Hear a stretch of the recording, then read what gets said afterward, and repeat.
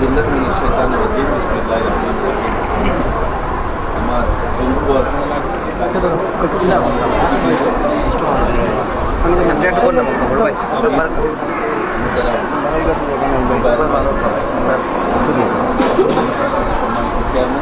সহ উপস্থিত অনেকজন, আসসালামু আলাইকুম।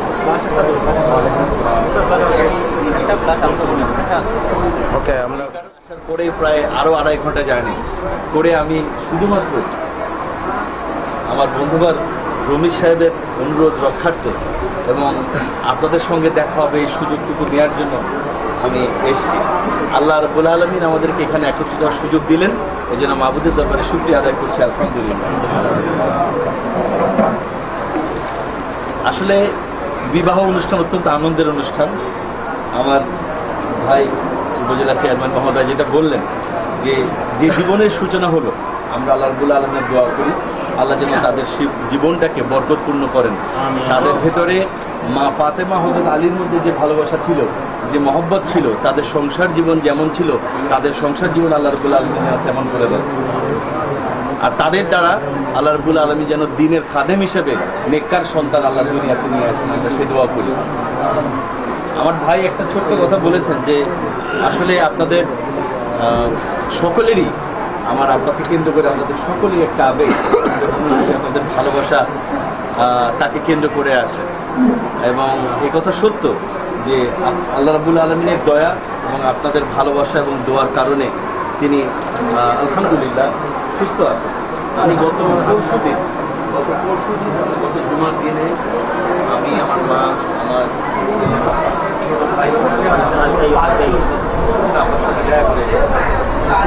আমরা মাসের 2বার দেখা করার সুযোগ পাই। 1/2 ঘন্টার মতো করে সময় আমাদেরকে দেয়। সেই 1/2 ঘন্টার সময়ের মধ্যে যতটুকু কথা বলার সুযোগ পাওয়া যায় ততটুকু আমরা কথা বলি।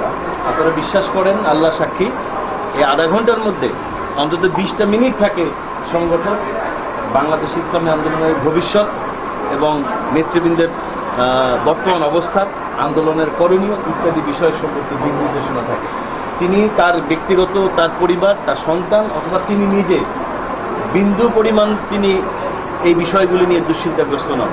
তিনি বরং বাংলাদেশে ইসলামী আন্দোলন কি হবে, আন্দোলনের ভবিষ্যৎ কি হবে, নেতৃবৃন্দের অবস্থা কি হবে, আর সর্বোপরি শহীদ আব্দুল কাদের মোল্লা এবং শহীদ কামারুজ্জামানের জন্য খুব পেরেশান থাকেন সবসময়। কারণ তাদের আন্দোলনের জীবন দীর্ঘদিনের, দেশ স্বাধীন হওয়ার পরের থেকে নিয়ে তাদের সঙ্গে সম্পর্ক, এক মায়ের পেটের ভাইয়ের মতো তারা একসঙ্গে ছিলেন, যে কারণে তাদের ভিতরে যে মিল মহব্বতটা পয়দা হয়ে গেছিল সেটা তিনি ভুলতে পারেননি। এরপরে আবার জেলের 5 বছরের জীবনে তারা একসাথেই মোটামুটি দীর্ঘ সময় 5টা বছর সময় তারা একসঙ্গে ছিলেন, যে কারণে তাদের জন্য তিনি খুব পেরেশান থাকেন। তো সবথেকে বড় কথা হলো যে আল্লাহ রাব্বুল আলামিনের মেহেরবানিতে আপনাদের দোয়ায় তিনি সুস্থ আছেন, তিনি ভালো আছেন। তিনি বিশ্বাস করেন যে জালিমের পতন অবশ্যম্ভাবী, জালিমের পতন হবেই আজকে অথবা আগামীকাল। আগামীকালে যে সূর্য উঠবে সে সূর্য নিশ্চয়ই আমাদের সূর্য হবে। আগামীকালের যে পৃথিবী, সে পৃথিবী নিশ্চয়ই আমাদের পৃথিবী হবে। এই বিশ্বাস তিনি রাখেন এবং তিনি বিশ্বাস করেন যে তিনি অবশ্যই আবার কোরআনের ময়দানে ফিরে আসবেন। যে চেয়ার টেবিলে বসে তিনি পৃথিবীতে লক্ষ কোটি মানুষকে কোরআনের দাওয়াত শোনাইছেন, সেই দাওয়াত তিনি আবার মানুষকে দেবেন, এই বিশ্বাস তিনি এখনো হৃদয়ে লালন করেন। আপনারা তার জন্য দোয়া করবেন। আমি আমার বন্ধুবার কাজী রমিজকে আমি আবার অন্তঃস্থল থেকে ধন্যবাদ জানাচ্ছি, যিনি আমাকে শুধু ঢাকা থেকে, আজকে আমার চেয়ারম্যান মধ্যে জানবেন, আজকে আমার উপজেলা পরিষদের আমাদের আজকে জেলা সমন্বয় কমিটির সভা ছিল। আজকে সেখানে আমার মন্ত্রী, আমার স্থানীয় যিনি মন্ত্রী এবং এমপি, তার সেখানে যাওয়ার কথা ছিল, আমার সেই অনুষ্ঠানে থাকারও কথা ছিল, কিন্তু আমি যেহেতু তাকে কথা দিচ্ছি, আমি সেই অনুষ্ঠানটাকে ক্যান্সেল করে দিয়ে আমি সেখান থেকে এখানে এসেছি। আজকে ছিল জেলা আইন শৃঙ্খলা কমিটির সভা, আমি সেটাও অ্যাটেন্ড করিনি। আমি চলে এসে আমার কাজী রমিজের সঙ্গে আমার কথা পালনের জন্য এবং তার অনুরোধ রক্ষার্থে আমি আপনাদের সকলকে ধন্যবাদ জানাই আমাকে 2 কথা বলার সুযোগ দেওয়ার জন্য। এবং আপনারা কষ্ট করে এখানে এসছেন, আমাদের জন্য অনেকে অপেক্ষা করছেন। আজকে এখন প্রায় 4টার মধ্যে বেজে গেছে, আমরা সবাই একসঙ্গে খাওয়া দাওয়া করলাম। এটা আমার দীর্ঘকাল মনে থাকবে ইনশাআল্লাহ। আমি আপনাদের আতিথেয়তা, আপনাদের এই বদান্যতা, আপনাদের এই মহানুভবতা আমার মনে থাকবে। আপনারা সকলে আমার জন্য দোয়া করবেন যাতে আল্লাহ রাব্বুল আলামিন যে দায়িত্ব আমার পরে অর্পণ করেছেন আমি যেন নিষ্ঠার সাথে, আমানতদারিতার সাথে সেটা পালন করে যেতে পারি। আপনারা সবাই দোয়া করবেন।